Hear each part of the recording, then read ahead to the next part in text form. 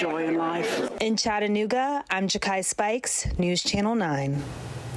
And 10 years ago, a lone gunman threw the city of Chattanooga into chaos. Muhammad Abdulaziz was the gunman that day, started by opening fire at the recruitment center on Lee Highway. The first attack left the glass on the front of the building covered in bullet holes. Then Marine Corps Sergeant DeMonte Chile was shot in the leg while he was inside. From Lee Highway, Abdulaziz drove to the Navy Operational Support Center and went inside. He made his way in the NOSC motor pool, firing a rifle as he walked through the center. During this time at the NOSC, he killed those 5 service members and wounded a Chattanooga police officer. Officers shot and killed Abdulaziz. They then searched the rest of the NOSC for other suspects or explosive devices. Former CPD officer Sean O'Brien was the first officer on the scene. He told us about the moment he followed Abdulaziz and when he rammed his vehicle into the fence there at the NOSC. I was sitting in the back lot at the service center doing a report when I heard the radio traffic. And originally the suspect was last seen 153 northbound. So I pulled out on the Nicole to head toward 153, and that's when I saw him coming past the Coca-Cola facility on the Nicole Highway.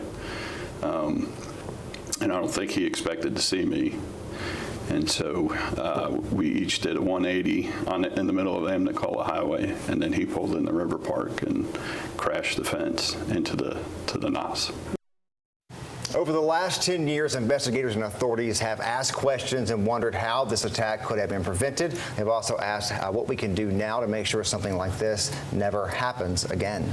News Channel 9's Sarah Howard joins us now after asking authorities about security upgrades and policy changes at the NOSC and the recruitment center as well. Sarah. Kim and Josh, these bullet holes are some of the most memorable visuals of what happened 10 years ago. But since then, a lot of changes have been made to keep military members working in Chattanooga safe. 10 years ago, a gunman drove through this gate at the Navy Reserve Center on Nicola Highway. You can see his rented silver Mustang here. It was basically unprotected. This is what the gate looks like today.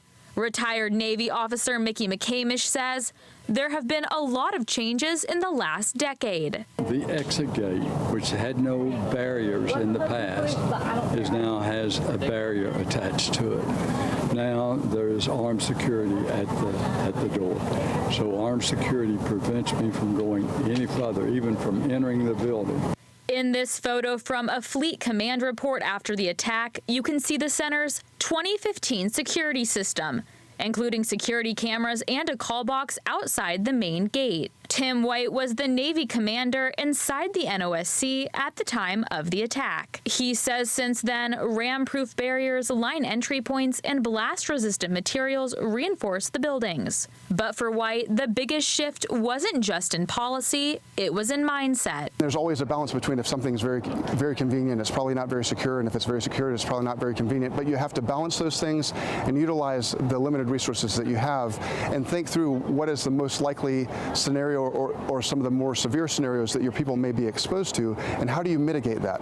One policy change now allows some service members to carry personal firearms on federal property, something that was previously banned. White had his personal weapon with him that day because of an increased threat across the country. He fired at the gunman and tried to stop him. Putting the question into the mind of our adversary that there are now service members that are armed on installations makes us a much harder target. White says training for unit commanders has also increased, helping leaders better prepare for active shooter threats and other emergencies. Congressman Chuck Fleischman says the tragedy brought change, but at a cost. We've learned a lot from that, so we've gotten better. We've gotten hardened our assets. You hate to learn from this at the expense of 5 wonderful fallen heroes, but we have learned from it. The other scene of the attack, where the gunman first shot into the recruiting center on Lee Highway, has seen changes too. There are several military branches represented at that location. When we reached out to them today, the National Guard told us that their facilities received security upgrades like different forms of ballistic protection. The Army and Marines both told us they've upgraded security at recruiting centers, but wouldn't give specifics.